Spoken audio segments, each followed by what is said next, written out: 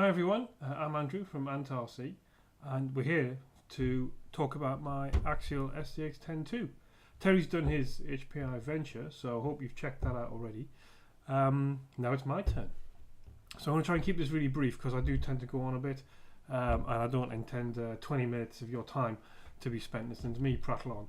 So I'll try and keep it nice and brief. If there's anything you want more detail on, just put a comment on the bottom and I'll jabber on at length for you. So to go through it quickly, from the top, from the outside, let's say, you can see it's running on the standard Goodrich tyres that the kit comes with.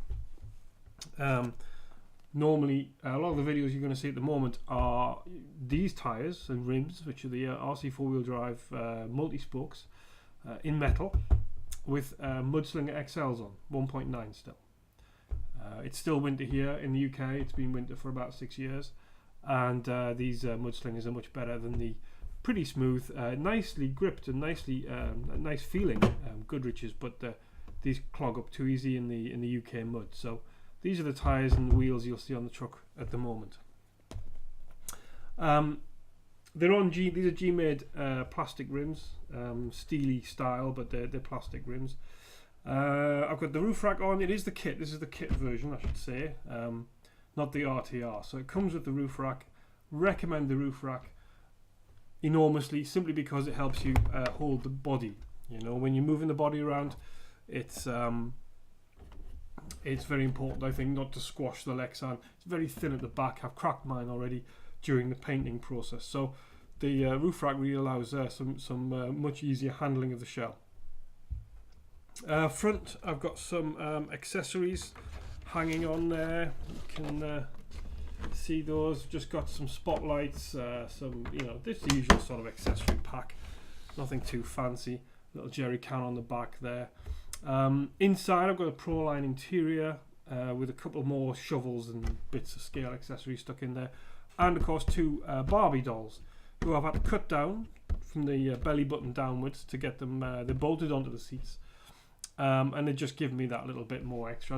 The empty truck driving along didn't look right, and my 7-year-old daughter, bless her, she donated the dolls to this worthy cause. So that's really the outside of the truck. I mean, there's nothing more to see on that.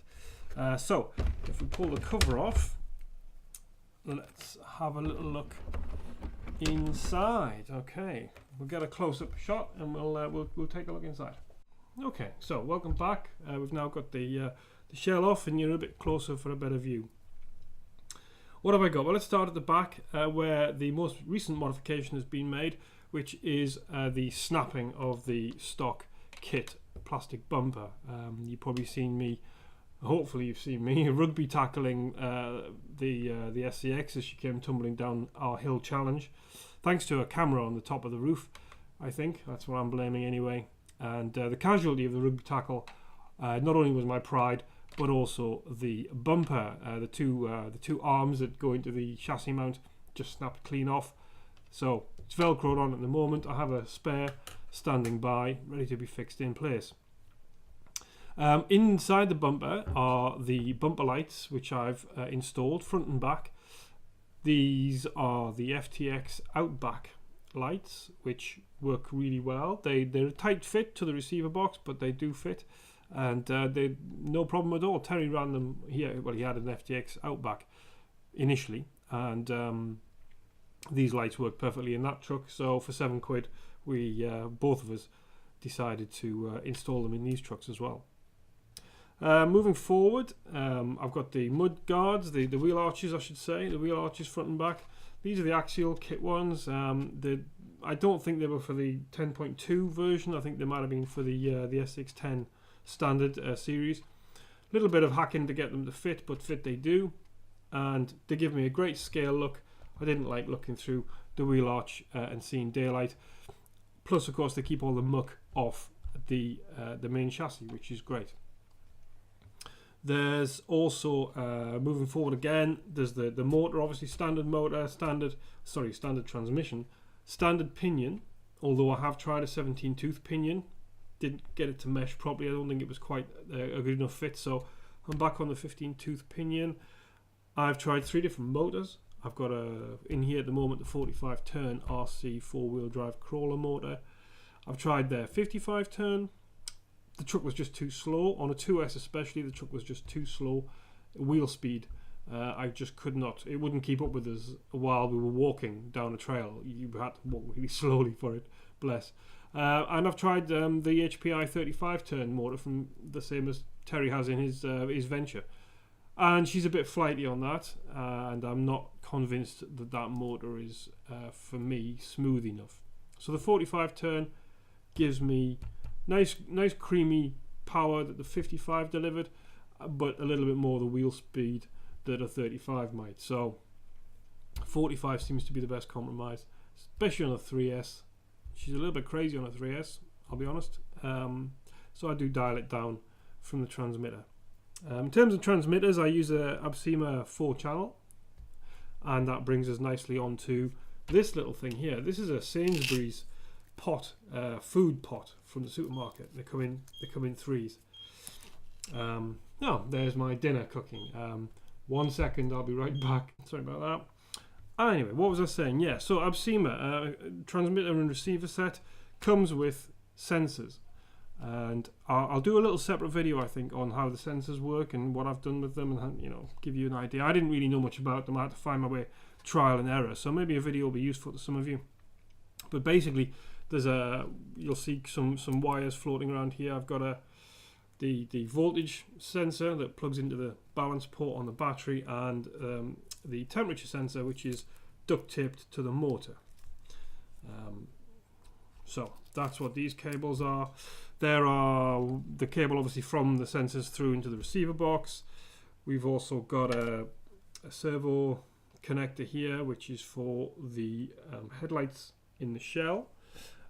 You can maybe see the so the shell has these has the lovely light buckets built in, and I've cabled those in. So they're on permanently at the moment. I did have a switch to control them off channel 4 of my receiver, off my handset I should say, but that seems to have gone a distance somewhere. I don't know where the devil's that's gone, so I'm going to have to replace that. At the moment the headlights and the bumper lights are on permanently.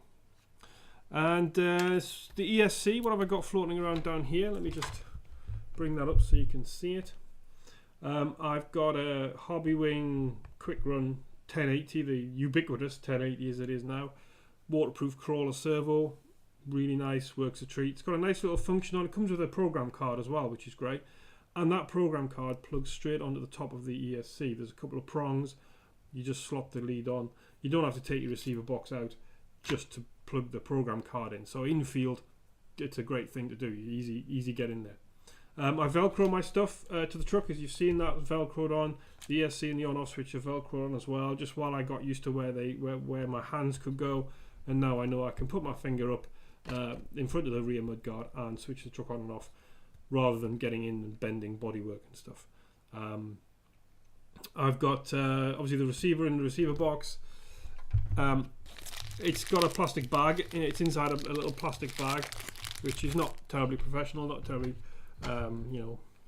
kosher, I guess. But I don't like balloons. Can't get on with them. They tend to split and they're just a pain in the neck. And water still gets in. It's a waterproof receiver anyway, so this is really just a bit of added water resistance to stave off the worst of the flooding that the truck gets put through.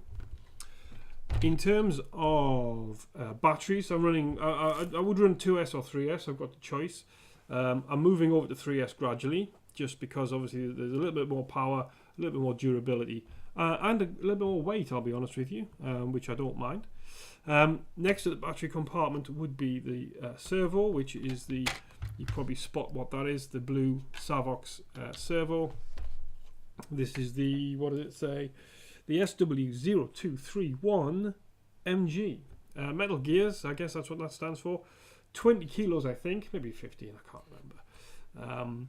But definitely for those of you with an RTR, if you're not sure about what to upgrade on your truck, especially if you've got an RTR, and you're going to put fancy tyres on, put a metal gear servo on, because you'll see it's like a #1 recommendation, and there's a reason for that. These extra super sticky tyres, they've got a lot of grip, and a lot of resistance for the servo to overcome when you turn the wheels, especially stationary. You know, stock servos tend not to survive too long. So, and if it goes in the field, well, it's game over. You just go home. There's not really much you could do if your servo goes. Is that about it? That's about it. Top side. Let's flip it over again, and you can maybe have a look and see what I've got under here. There's a little bit more good stuff floating around. First of all, on the chassis rails, you might just be able to see the 2 red Boomracing chassis braces, just to stiffen the chassis up a little bit more from the plastic ones. I've got obviously star attractions down here on my 2 Boomracing PHAT axles, the AR44 model, which are great. They went in as part of the build, and I didn't bother with the plastic ones at all, and everything fits in them. All the axial parts fit through them, no problem. They screw together beautifully.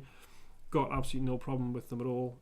And obviously they keep all the weight, keep a lot of weight on the wheels, not on the suspension. So that helps with handling and so forth.